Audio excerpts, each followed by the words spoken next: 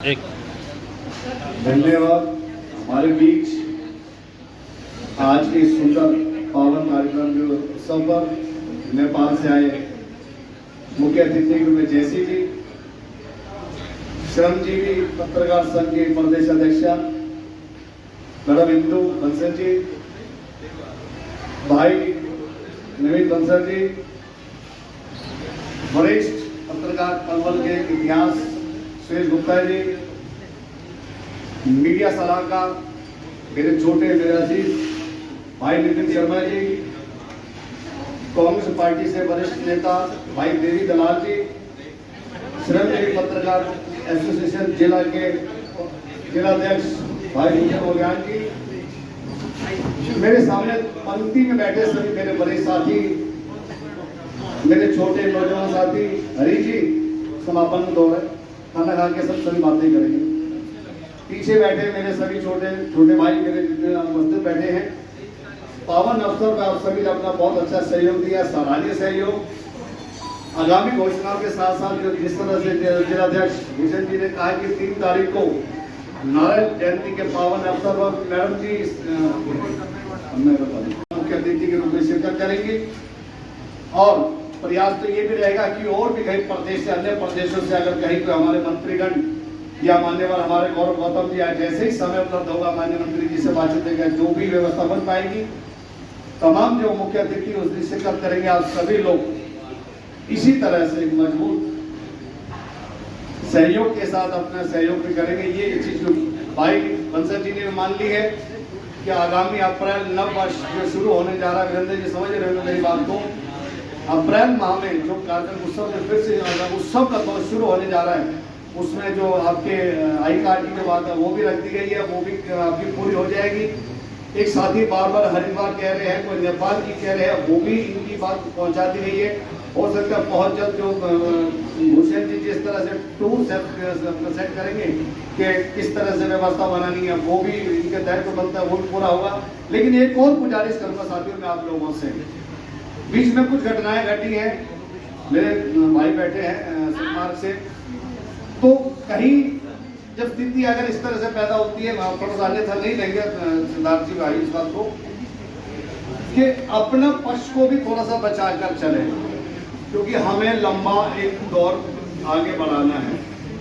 हम लोग आवेश में आके कई लोग कई चीज ऐसी चला देते हैं, वो कहीं ना कहीं हम तो सबके लिए एक बड़ी दिक्कत का सामना करना पड़ जाता है। मैं तो रिक्वेस्ट करूंगा कि खबर में आप अच्छे निपुण हैं, परफेक्ट है, मेहनत करते हैं, ग्राउंड जीरो लेवल पर आपकी वाद्य पत्रकारिता की दाद दी जाती है, कोई कम नहीं है, रत्नों के रत्न है जो समुद्र से निकलते हैं। लेकिन कहीं अगर हम आधिकारिक तौर पर और यहाँ उपस्थित हमारे सीनियर जर्नलिस्ट हैं, आपका आशीर्वाद हमें मिल रहा है। हमारे बहुत सारे मैं देख रही हूँ सीनियर जर्नलिस्ट हमारे सामने बैठे हैं, आपका बहुत बहुत आभार और धन्यवाद। जितने भी हमारे साथी आज पत्रकार यहाँ पर पहुँचे हैं, आप सभी का आभार।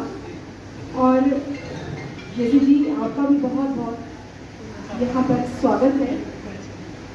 सबसे पहले मैं किसी भी वक्तव्य को शुरू करने से पहले, बहुत कुछ सुना मैं जब से आई हूँ, एक बात ध्यान दीजिएगा, हिम्मत मत खोना, अभी बहुत कुछ होना बाकी है।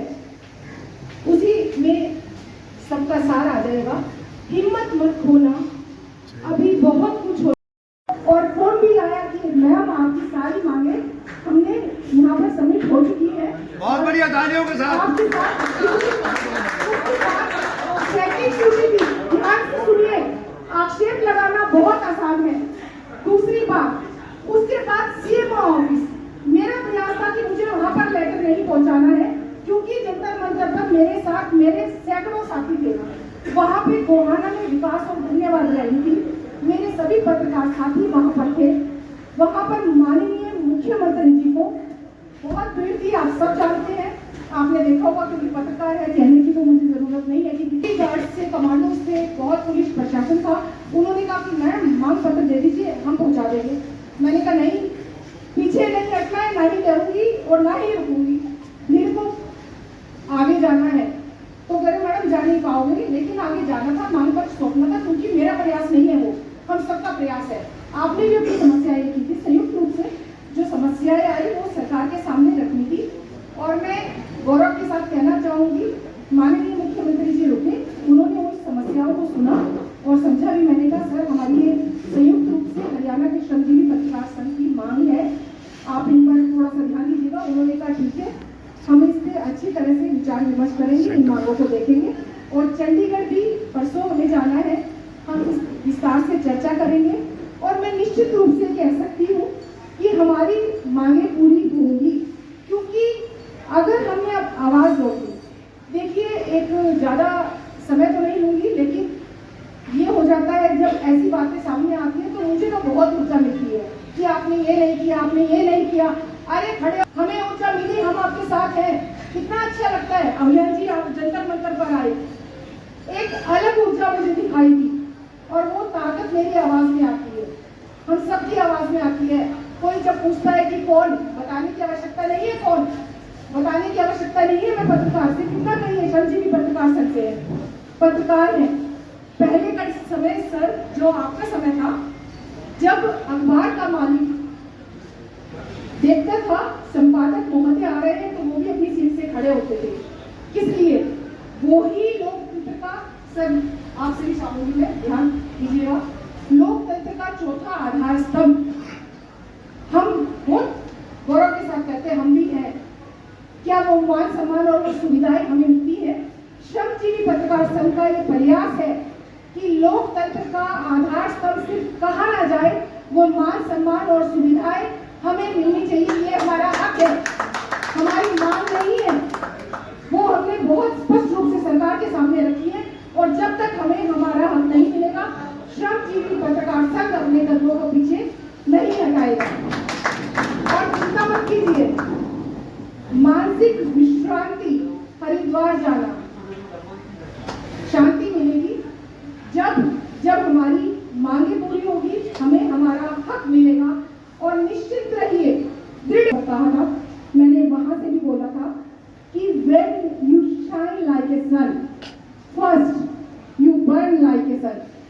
जब आप सूर्य की तरह चमकते हो तो पहले तुम सूर्य की तरह जलते भी हो। तो इसलिए श्रमजीवी पत्रकार संघ कभी भी पीछे नहीं हटेगा, ना ही अपने शब्दों की ताकत को कम होने देगा, ना ही अपनी कलम की ताकत को कम होने देगा। और आप विश्वास रखिए, हमारी मांगे भी पूरी। पत्रकार एकता, जय हिंद, जय भारत, जय हरियाणा। और आज हमारे पत्रकार साथी नेपाल से भी आए हैं, तो जय नेपाल, जय हिंद, जय भारत।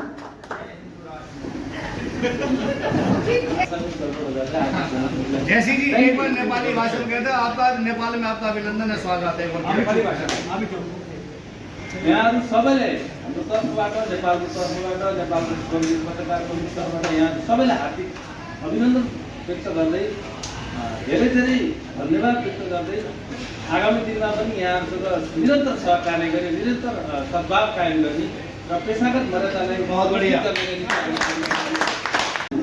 उन्होंने मुझे 3 साल साथ काम किया। क्या बात है। टेलीविजन में ब्रॉडकास्टिंग करता था, मैं कंटेंट स्क्रिप्ट तैयार करता था, साथ काम किया था। उसका नाम था न्यूज़ 24 टेलीविजन में काम किया था। उससे पहले वो अमेरिका में बैठा था। अभी भी जो भी माननीय जीता है वो सब लोग मेरा हमारा पत्रकार पेशा से गया है।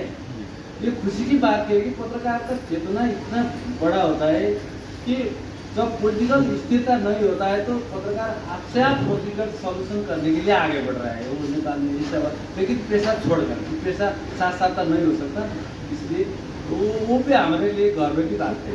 ये पत्रकार पेशा में सबसे द्वितीय दल का लीडर हो गया है, अवश्य हो गया है।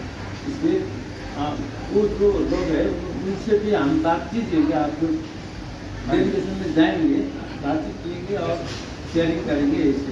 जय भारत, जय। हमारा सादा कमिटमेंट होना चाहिए पत्रकार को आर्थिकता से आगे बढ़ाने के लिए, वो कमिटमेंट होना चाहिए। ये मैं प्रस्ताव करना चाहता हूँ।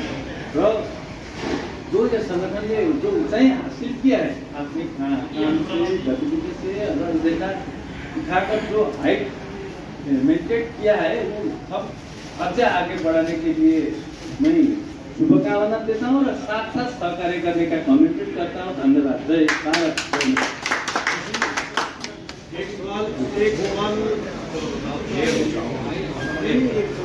जो अभी उसने सर ने बोला कि हम आए इन पर आने के खास मकसद एक ही है कि हरियाणा का जो 22 जिला है, उस जिला का संस्कृति पेशागत हिसाब से, पोलिटिकल हिसाब से, सोशल हिसाब से स्टडी करेंगे और उससे ज़्यादा ये प्रमुख पत्रकार संघ का गतिविधि और इसका संगठन का मजबूत अवस्था क्या है ये जानने के लिए मैं आया हूँ और आपको उसके मिलने के लिए दूसरी बड़े 34 जिला में हमने संगठन बनाया है। 34 जिला में बनाया है। हमारा जिला 77 है ताकि वो जिला का हमने एक सेंट्रल सचिवालय कमेटी बनाया है। वो कमेटी में वही आपने यहाँ जो चीजें प्रस्ताव किया है वो मैं बैठे के प्रस्ताव करूँगा। उसके बाद डिसीजन करके मैं यहाँ से संदेश स्टेटमेंट जारी कर किया है वो तो पूरा कर रहा है। लेकिन प्राइवेट कंपनी नहीं कर रहा है। प्राइवेट कंपनी का जो मीडिया का जो व्यवस्थापन है वो थोड़ा बहुत कॉर्पोरेट होने बड़ी के रूप में रह गया है। तो माइंड में मस्तिष्क में हमारा संगठन के रिकॉर्ड वो रहेगा। अब थोड़ा से मैं माफी मांगना चाहता हूँ कि मैं पहली बार दुनिया में आया हूँ, पहली बार मैं हिंदी बोलने की प्रैक्टिस कर रहा हूँ। लेकिन थोड़ा भाषा में कुछ प्रॉब्लम हो गया तो आप मेरे को मालूम कीजिए। ये पहली बार बताना चाहता हूँ। तो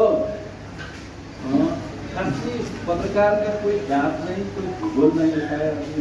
अपनी प्रभाव सही बात है कि आपको एक मैं सुनाना चाहता हूँ। तब नेपाल में वार चल रहा था, आपने जाना होगा, सुना होगा। इस टाइम पर विश्व का सब पत्रकारों ने, यहाँ का पत्रकार जो वार में विक्टिम हो रहा था उसको